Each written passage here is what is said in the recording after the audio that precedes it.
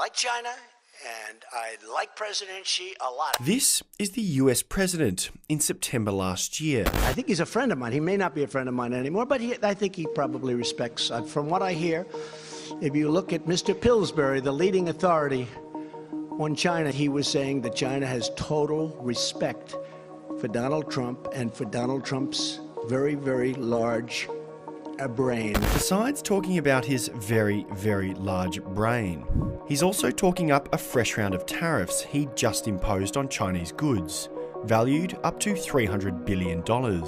He said China's President Xi Jinping is a friend of his. But a year of tit-for-tat tariffs in an escalating trade war means the year ended more in acrimony than friendship.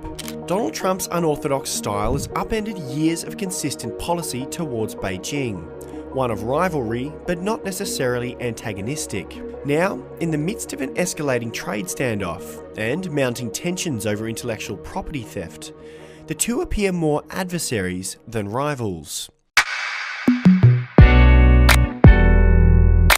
Donald Trump has made it no secret that he's fed up with what he perceives to be China's unfair trade practices. China has taken out hundreds of billions of dollars a year from the United States. And I explained to President Xi, we can't do that anymore. We just can't do that anymore. The battle over trade has rattled global markets and ushered in 2019 with uncertainty over how the impasse might be solved. It will be a great thing. We'll be discussing trade, and I think at some point we are going to end up doing something which is great for China and great for the United States. Donald Trump and Chinese President Xi Jinping agreed to a temporary reprieve in December, but the deal is fragile. Even if it holds, a final agreement to end the trade deadlock is still a while off. And unless a deal is made by March 1st, the US's 10% tariff on $280 billion worth of Chinese goods will rise to 25%, ushering in even more global economic uncertainty.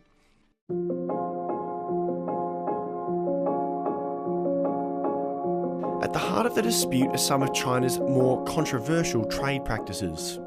For one, China requires foreign companies to hand over their most prized technology to do business in China. And Beijing stands accused of widespread intellectual property theft, giving its businesses an advantage. That's been another flashpoint that looks likely to rear its head again in 2019.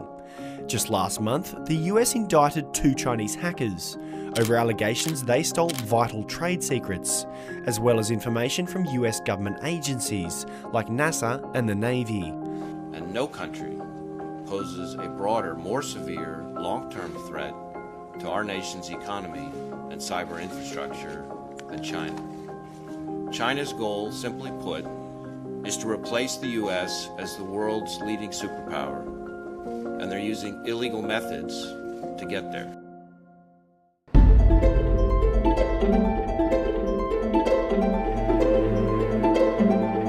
Now, it's also no secret the US president isn't exactly a fan of America's overseas military operations. He's pulled back from traditional alliances and expressed a desire for a more America First foreign policy. That's left partners in Asia like South Korea and Japan nervous at China's growing expansionism. In 2018, Beijing continued to assert itself in the disputed South China Sea.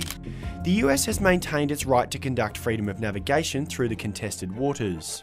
But at a time of heightened tension between the two countries, the risk of a miscalculation increases.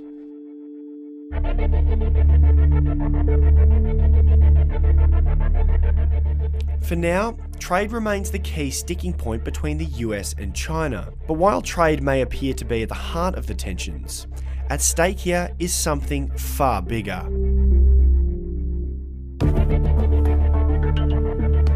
Beijing and Washington are locked in a growing battle for global economic and political supremacy.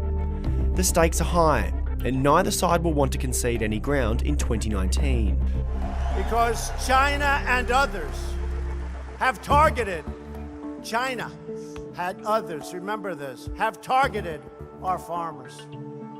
Not good, not nice. And you know what? Donald Trump has thrown out the rulebook on international diplomacy, and he won't back down on his pledge to level the playing field with China when it comes to trade.